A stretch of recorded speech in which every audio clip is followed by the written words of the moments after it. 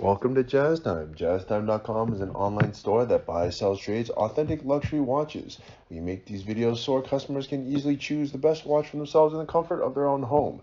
If you like this watch and would like to purchase it, click on the link in the description below to buy it at JazzTime.com. Today, I'm going to be reviewing the Rolex Cosmograph Daytona in white gold with a black diamond dial, reference 126509. I'm going to talk to you a little bit about the history of the Daytona, then tell you about where this watch stands in the lineup of other Daytonas, then talk to you about the case, bezel, dial, bracelet movement, try it on, and finally give you my thoughts. So let's start with the history. The Daytona came out in around early 1960s, and it's been a very long time. That makes it 40, 20, 60, around 60 years that the Daytona has been out. And when Rolex was first trying to figure out what to call their chronograph watch, instead of just calling it Rolex chronograph, which would have been pretty boring, and that's what a lot of other companies do, such as like A. Lange & Söhne and many other companies. It's not a very, or for example, like Patek, they call it the Patek manual chronograph. Not a very exciting name. Not a very good advertisement name either.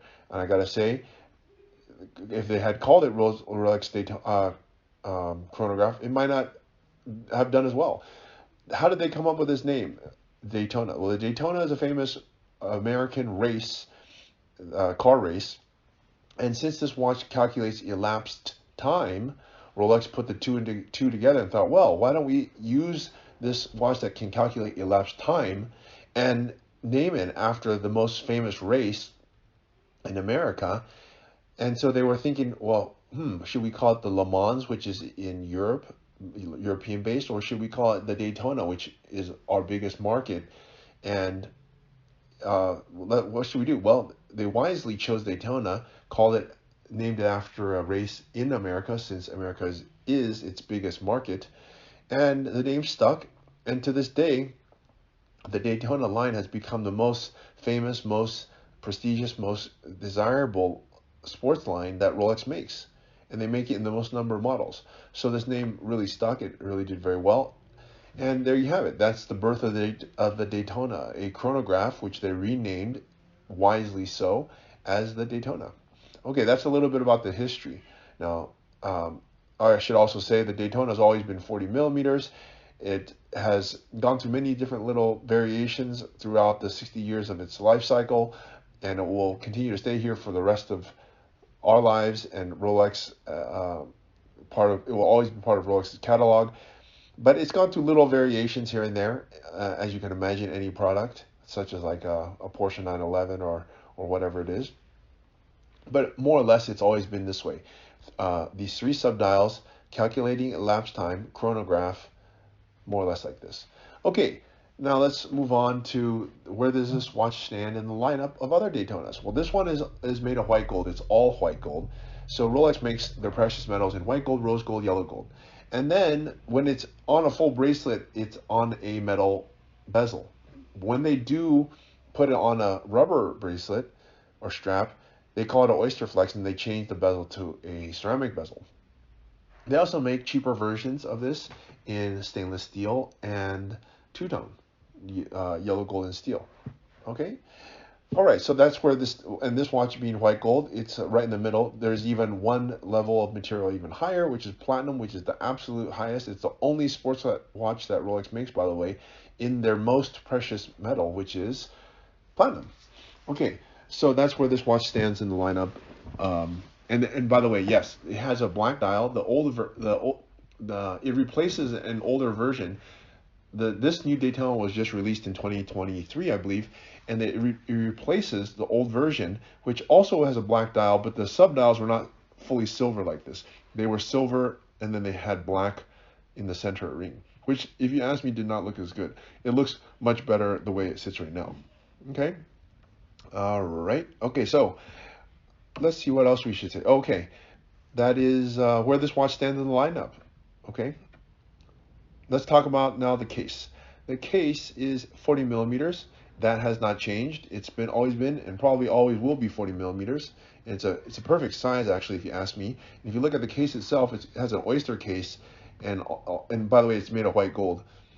And also, by the way, Rolex mixes their own gold in their own gold foundries, so that they can have the highest quality of 18 karat white gold possible. And they do so by mixing the correct proportion of silver, copper, platinum, or palladium into what you see here.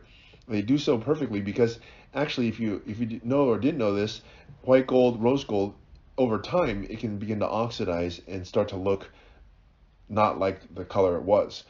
Rolex claims that they can make their gold stay like it forever, and it'll always be like this. And I have to say, I believe them.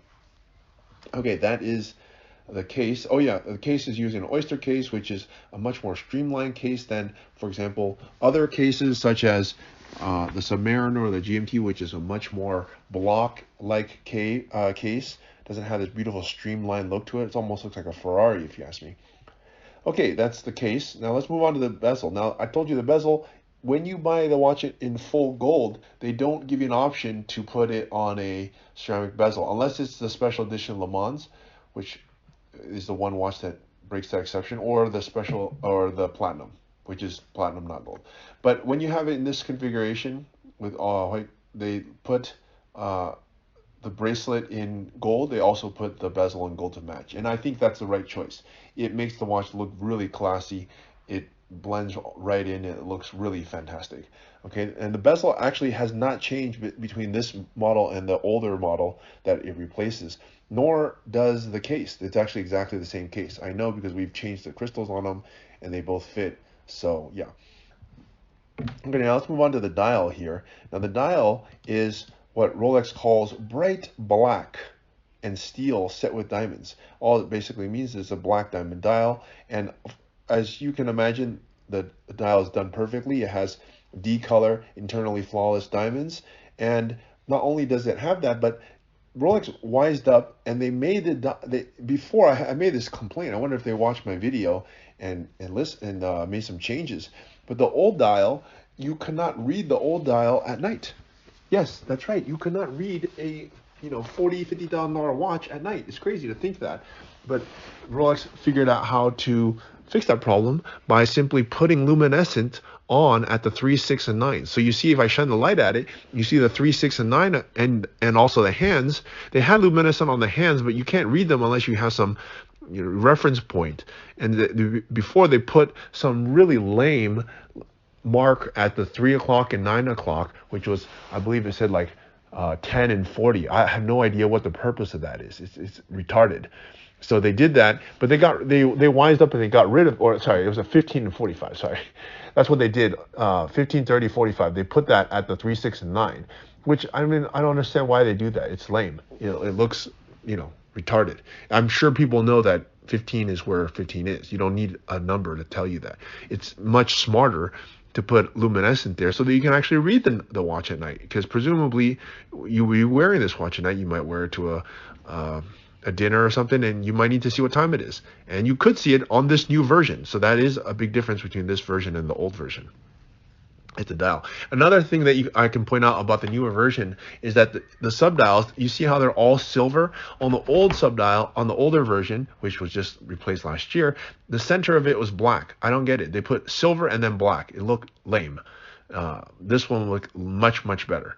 Okay, and also, no, that's it. That's what is different about the dials. Okay. Let's move on to the bracelet. The bracelet has not changed. It's still an Oyster bracelet. It has a comfort extension of 5 millimeters, meaning you can change the length without having to use any tools. And yeah, and it hasn't changed, so not much to talk about there. The movement also has changed, but you can't see it. It's a 4131. It used to be a 4130. It has a different finish on it. If I were able to take the case back off on this, I could show it to you, but you have to take my word for it. The finishing looks different. And I believe it has a longer power reserve of 72 hours as opposed to 48, but I'm not sure about that. You might have to correct me. I don't remember what the old one was. And it looks really nice, although you can't see it. You're gonna have to take my word for it. Okay. At any rate, let's move on to trying it on. So I'm 6 foot tall, 200 pounds. My wrist size is 7.5 inches. And as you can see, the watch looks very nice on me. In fact, the Daytona is my favorite sports watch that Rolex makes. If I were to get any kind of Rolex myself, of course I do have some, but I'm just saying, if I had to choose anyone right now, I would choose the Daytona. Why? Because number one, it's the most complicated sports watch that Rolex makes. or most complicated professional sports watch that Rolex makes. They make more complicated watches. And it, to me, just looks the best. I like the watch when it has all this stuff going on. It looks very complicated, very classy. It's very desirable. It's hard to get. It retains the value very well, et cetera, et cetera. There's tons of good things about the Daytona. And I really like it. Now, in this configuration, I'm going to make a case for it.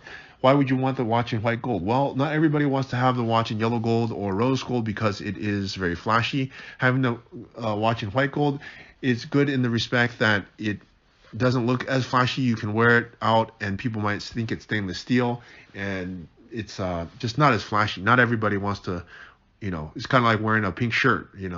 It's in some ways it can be better this way. Okay, and also with the diamonds, before I would have said no to the diamonds, but now with this new legibility issue being solved, I'm actually going to have to give it a thumbs up. And I think with the new subdials looking at the way they do, it actually looks really nice. So I'm really going to give this watch 2 thumbs up. And if you want to buy it, click on the link in the description below to buy it at jazztime.com.